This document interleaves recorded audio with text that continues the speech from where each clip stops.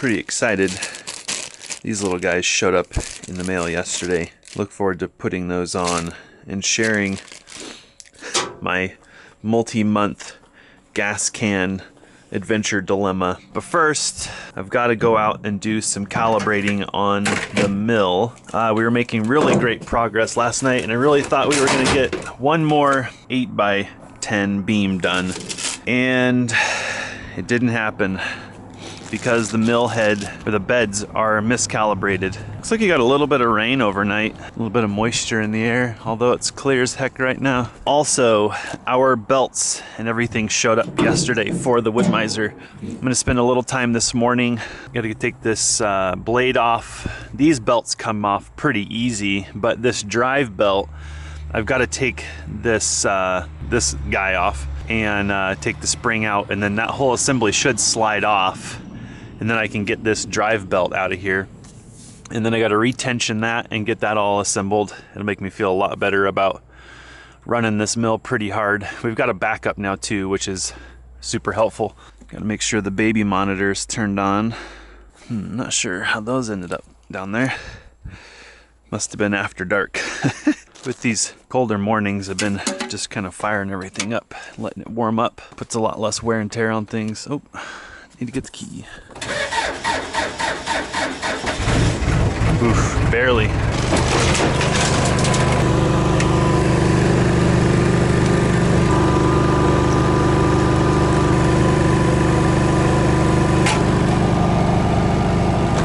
don't know about you guys, but I find it kind of annoying how nothing is quality anymore. It seems like we just replaced the struts on this canopy less than 2 years ago, and we don't even hardly use the canopy. I mean, we use it daily, but we're not hard on it or anything, and both of the struts died yesterday, so the stupid lid will fall down.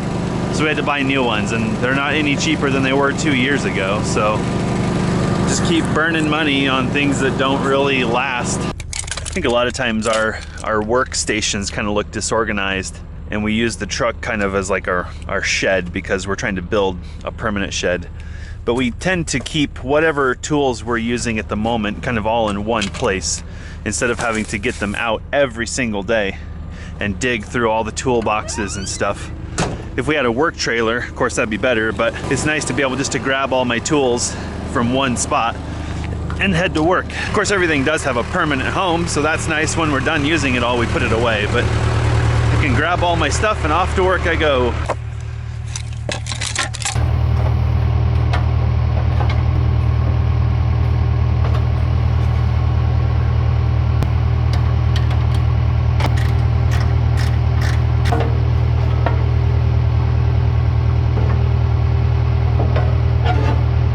So according to my camera, this is about a 15-minute job here for somebody who's never done it. Pretty sure that's just to keep the belt from slipping off. You see all those rubber marks? That's from the belt imploding. I think probably something that isn't talked about enough, and maybe this is because of my background as a professional service worker, is serviceability. I think there's so much focus on cheap. Like, it does the same job, it's just cheaper. And I think that as someone who has spent a lot of time with equipment, I just can't look past the unlisted price, which is service. For example, one of the reasons we bought what to many people is perceptibly an expensive generator is because of service. And in my experience, I don't care how good your equipment is, it always breaks. I have yet to find a piece of equipment that's so good that it never breaks. The question that not very many people are talking about is when it breaks, then what? And I think we've become this culture of throw it away and buy another one. I think we all know that that's not sustainable, but we seem to justify it. I mean, I'm kind of upset at myself for, breaking this band and then destroying these belts because I'm throwing them away. But what makes me really happy is that with the Wood-Mizer, we have one phone call. They have the part that we need overnighted, and the overall mechanism goes back together very smoothly.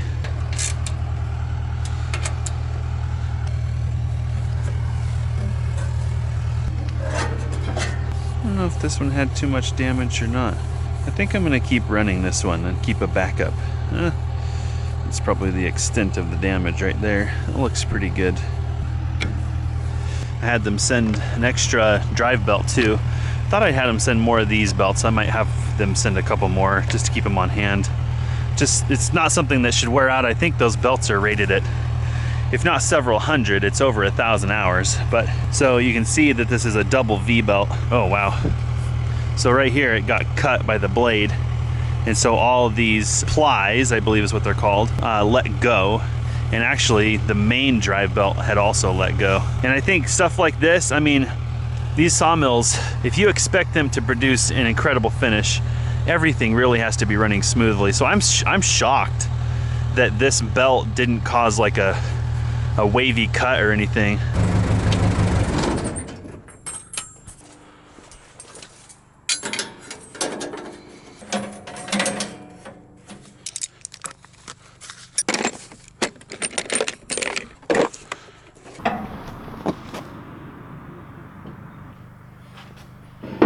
So now to the next problem, and this is why we stopped last night.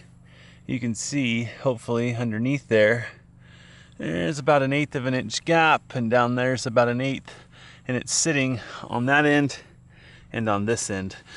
And what that's producing is an uneven timber. So on this side, we're at 9 7/8, and in the middle, 9 3/4. And on the end, 9 7/8. I think I'm gonna spend a little time with this, get some calibrating done, and then try to get this thing cut down to full dimension.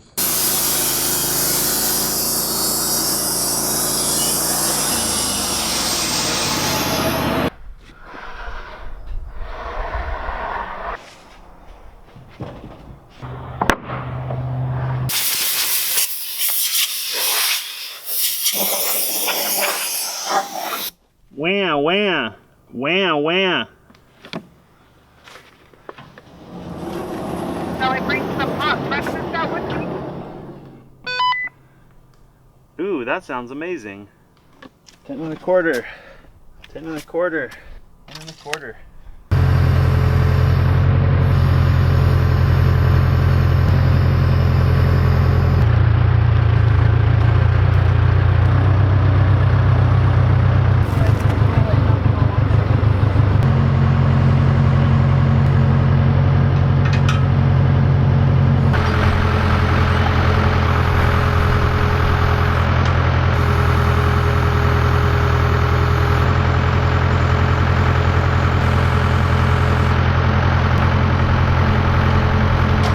I think I'm gonna work through this log real quick.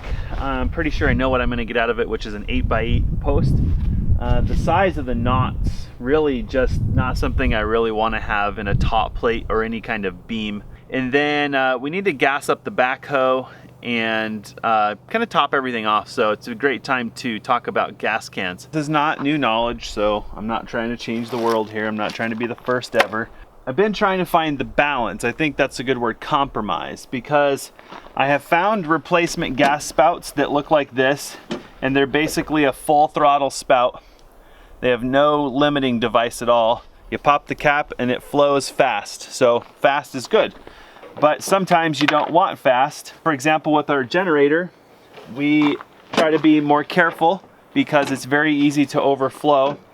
So we use a spout like this guy, which is one of the EPA spouts that we hate, because you have to, one, release the pressure, and it's got these silly O-rings on the bottom, and some of them you have to twist, and it's like, what's the word? It's a riddle to get the gas out. And then they breathe or vent through the filler hole, so the thing gurgles like it's going out of style, and in the end you stand there for 25 minutes waiting for gas to come out. With the chainsaw and sawmill, I typically use smaller cans because they're easier to hold up. With the chainsaw, I don't want to overfill, and I also don't want to have a lot of mixed gas laying around. So I tried something new because I put this like relentless replacement easy pour spout on, and all that happened was I got gas all over the place because it came with a vent like this one, and in the end, when you open the vent, it goes like crazy, and it's very hard to control. I like the control of these EPA spouts, but I don't like to stand there for half an hour while the fuel comes out, especially with the backhoe, because it's nothing to put 20 gallons of fuel in there. This one I'll exclude because it's an old can, and I don't even know if you can buy this type of EPA thing. This one's okay, I'll just say that. Like it's big enough, it's short enough, it breathes pretty well. So the compromise that I have discovered, and I really am liking, is to put a vent on a can with an EPA spout for two reasons. One, if you know what I'm talking about, these things build pressure, which I think is the whole point of this EPA cap, is that they don't vent. So you go to put gas in something and you pull this back and it spews or shoots gas. It doesn't shoot it out. Out would be fine. It shoots it to the sides because of the shape of this stupid spout. It shoots it like against those little side things. Just, that's a good word for it, stupid. But if you have a vent on there, you can pop the vent, release the pressure inside the can, and then you get a much more controlled dispensing. The second reason is once you get that thing pouring, then you can pop the vent open and it no longer has to gurgle to breathe, and it'll actually flow pretty stinking good. The problem was I couldn't find the little vents without buying the spout, and they want like $9 or something ridiculous. I have found that you can't buy a can with this spout on it, but you can buy the can, then pay them more money, and they'll give you the spout. Tell me that's not a scam. I was stubbornly looking, and I found just the vents on Amazon, and I think these are like 50 cents a piece or something. They require a very specific drill size, which is mentioned in the comments. I think we'll link to these in the description below this video, but if you look at the comments, they actually tell you exactly what the drill bit size is, and if you get it right, they pop in tight and they're not going anywhere. Some people have commented that they felt like these were not super reliable, like I don't know, the cap didn't really stay on very good. I mean, what can you expect from a little chunk of plastic? I don't know, but I guess if they start to kind of deteriorate, pop it out and stick a new one in, right? So I'm gonna go through and put vents on every one of our large cans. And then like when you're getting close to full on something like the generator, if you're filling quickly, you can close the vent and suddenly you have the control of the EPA spout again. I have not, however, come up with the most ideal location for the vent. This one I put kind of toward the back, and this one I put more on the top of the can. So we'll have to kind of see how that plays out. I don't know, might share that update with you guys later.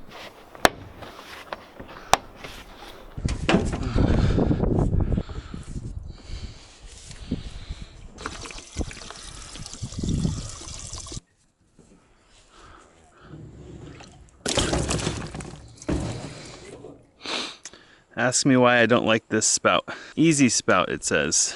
So now you can see what I mean by compromise. I'm better off literally throwing this spout in the garbage. Sick and tired of like dealing with crappy gas can issues.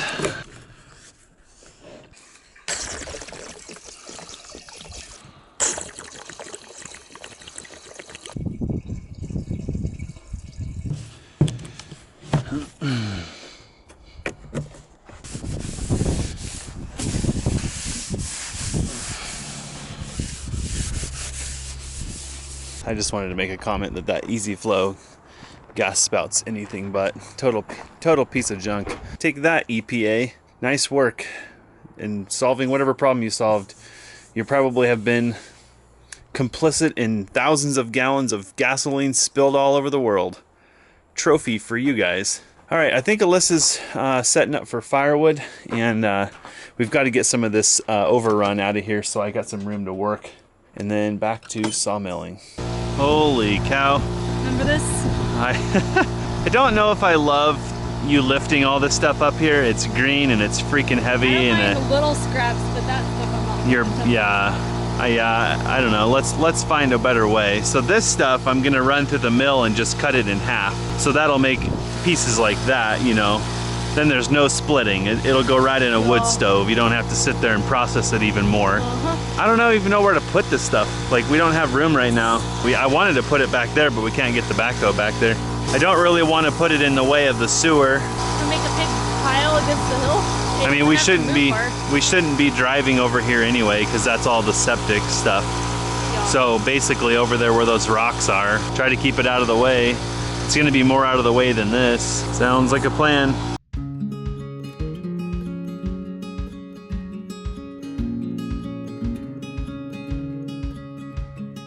Not really what I was hoping for, but spent over 4 hours today cutting up firewood. I guess a problem we really didn't know we would have or know what to do with was all of the overrun from the sawmill. At first, we were stacking boards, making lots of lumber, and that's a pain point because we don't really have the time to focus on that.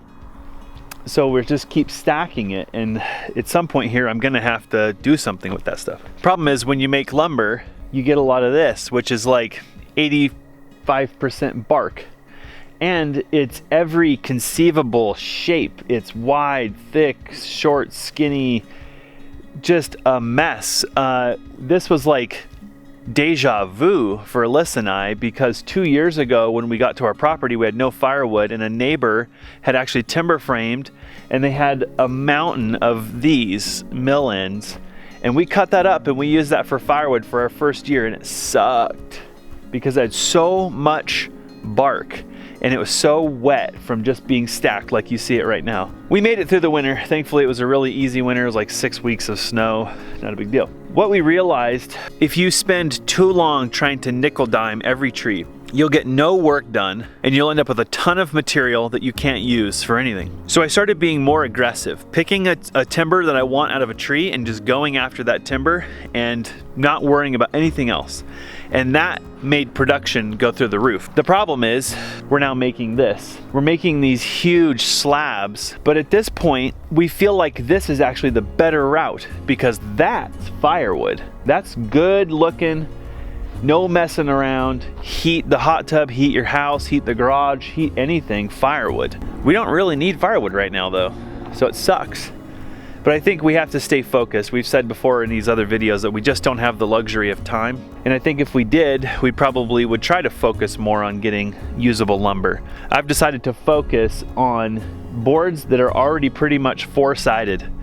I'm not gonna keep getting these live edge slabs. I just don't need it. I mean, we might need it someday, but these will all take a tremendous amount of effort to mill up. So hoping to get one more log up in here tonight and maybe try to get one more piece put in the pile. Our goal is to take that big pile and all the other piles that we're gonna create and eventually put them down at the far end of the property down there and let them dry for a couple of years.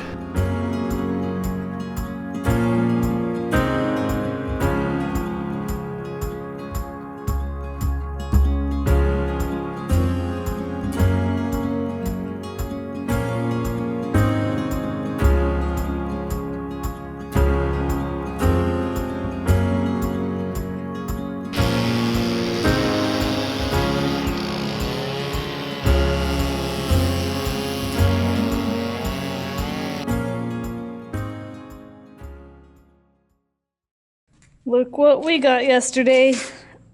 A 12-inch Makita portable planer. This thing's heavy. We checked out the specs online and it's 40 pounds heavy, which is like more than half of what our generator weighs. Actually threw out my SI joint trying to operate this thing yesterday because back's probably not super strong right now. Jesse yoinked on my leg and it went back in place. At least I think that's what did it. So let's see if I can have a successful night running this. Oh, it's not that bad.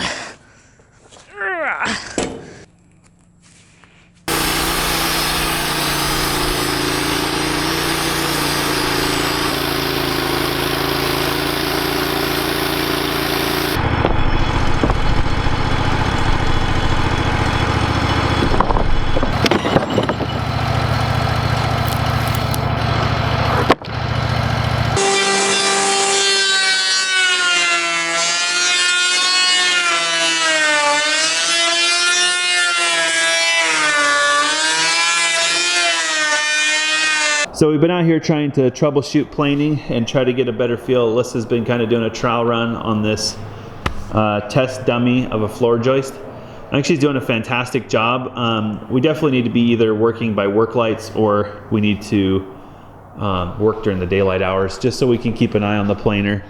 It's so wide that it has a tendency to, you can pick a high spot and unfortunately follow that high spot. So as you can tell, this video is ending. As usual, it is pitch black outside. Mr. Planer gets to go to sleep for the night. I think we got to eat, and I don't know what we're gonna do. Maybe it's still time to do go to sleep and be up at 6. But there's still Home Depot hours. Not really. They close at 8 now, don't they? I think they close at 8:30. Either way, it's probably too late. All right, we're gonna figure out something to do tonight. See you guys probably mañana.